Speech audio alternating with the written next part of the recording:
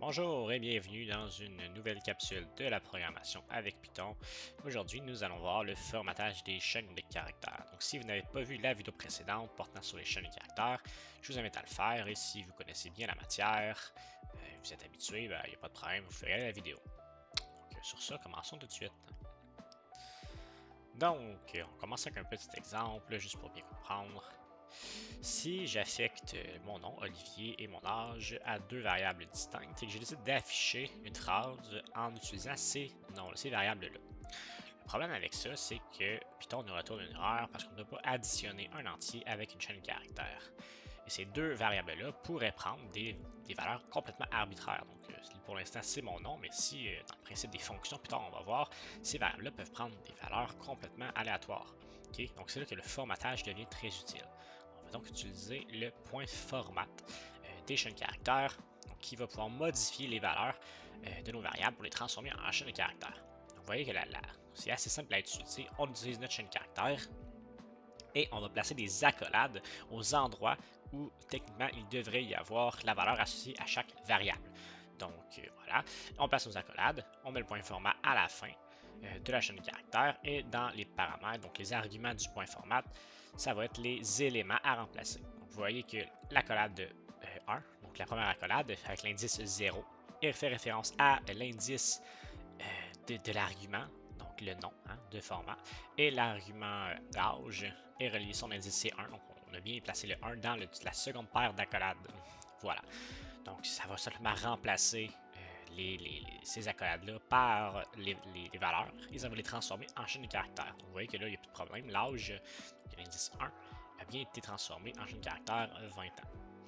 Voilà. On aurait pu également utiliser, ou plutôt ne pas utiliser, de spécifier l'indice, puisque par défaut, si on ne précise rien, ça va simplement faire référence à l'ordre dans lequel apparaissent les accolades et les indices, les arguments. Donc, la première paire d'accolades est associée à nom et la seconde avec l'âge. Voilà pour ça. Et depuis quelques temps, maintenant, on n'est plus obligé d'utiliser le point format. On peut utiliser quelque chose de beaucoup plus simple, le f-string. On voit la différence entre les deux. Le f-string est beaucoup plus simple et beaucoup concret à utiliser, simplement parce qu'on n'a pas besoin de faire référence à l'indice. On peut directement marquer dans la paire d'accolades la variable qu'on veut utiliser. Donc le nom et l'âge, dans ces deux cas-là, nous retournent exactement le même résultat que précédemment. Mais c'est un peu plus simple à lire. Maintenant, on va passer au formatage un peu plus complexe. Donc c'est vraiment ça le but du formatage, c'est cette partie-là. Donc, on va regarder dans nos paires d'accolades, on peut avoir plusieurs éléments. Donc, l'élément X, c'est l'indice de l'élément, comme on l'a vu. Ça, si on utilise le point format, bien entendu. Donc, l'élément X, là, est obligatoire. C'est dans le cas où, évidemment, on veut spécifier quelque chose. Ensuite, le A, ça va être l'alignement. Donc, on va utiliser ces symboles-là. Donc, plus petit ou plus grand. Et centré, donc ça va être ce symbole-là. J'ai oublié son nom, là. Chapeau. Voilà, donc c'est les trois symboles qu'on va utiliser pour l'alignement de notre mot. Donc, vous allez voir des exemples après, c'est le plus concret. Là. Ensuite, le B, c'est le nombre de colonnes. Par défaut, c'est la longueur de l'élément. Donc, le nombre de colonnes, c'est le nombre d'indentation. Si j'ai un mot de 3 lettres et je vais l'afficher donc sur 5 espaces, ben, ça va être, le nombre de colonnes, ça va être 5. Voilà. Ensuite, le point, le C et le D, ça, c'est tout commun ensemble. Donc, ça doit venir, si on en met un, on doit mettre les deux autres.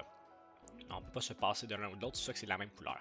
Donc le C, c'est le nombre de décimales affichées, et le D, c'est le type de notation. Donc si c'est les floats, exponentielles, peu importe, ça doit venir ensemble. Okay? Donc ça, c'est évidemment que dans les cas où on utilise des nombres à virgule, sinon c'est pas vraiment d'intérêt. Ça va simplement transformer le nombre entier en un nombre à virgule. Et pour les chaînes de caractères, ça ne fonctionnera pas, bien entendu. Donc, on va voir ça des petits exemples. Si d'abord je place mon nom comme étant Oli, que j'essaie d'afficher plusieurs versions de ce nom-là avec différents formatages. Donc, en premier lieu, j'ai décidé d'afficher mon nom. Donc, je fais référence à l'indice 0, qui est mon nom. Et donc, 2 points. Le premier élément, c'est supposé être le symbole, donc l'alignement. L'alignement par défaut est à gauche. Donc là, pour l'instant, ça s'est mis à gauche. Ensuite, le chiffre, c'est le nombre de colonnes. Donc, vous voyez que le premier Oli, il y a 4 colonnes. Oli est automatiquement aligné à gauche. Et on a obtenu la réponse. Ensuite, même principe, je désigne un alignement à droite et je veux 6 colonnes. Donc j'ai 3 espaces suivis du nom Oli. Et finalement, ensuite, je vais avoir 7 colonnes et un alignement centré. Vous voyez que j'ai deux colonnes qui séparent mes deux barres et Oli est centré. Voilà. Maintenant, on se complique un petit peu la vie. On va utiliser les autres éléments du formatage. Donc, j'associe deux chiffres, deux nombres plutôt, donc 5221 et pi, avec 8 chiffres à virgule, 8 décimales. Donc, si au début, je précise que je veux afficher le premier élément, l'indice 1, donc ça c'est pi. Le symbole, j'ai une notation à droite, avec 6 colonnes. Et ensuite, les trois viennent ensemble, donc le point, le 2, ça c'est le nombre de décimales que je veux avoir, et ça va être un float. Donc j'associe ça à mon élément à pi. Et donc j'obtiens mes 3.14 alignés à droite dans 6 colonnes en gardant seulement 2 décimales. Voilà. Et ensuite, je prends l'élément à l'indice 0, qui est mon x, donc 5221. Aucun alignement, aucune précision d'alignement, aucun nombre de colonnes précis, donc ça va être par défaut. Et je désire avoir, donc je mets le point, hein, une précision de 2 décimales et le E c'est pour, je vais l'avoir en format exponentiel. Donc vous voyez que le 5221 a été arrondi à 5200, à 5.22 x 10 à la 3.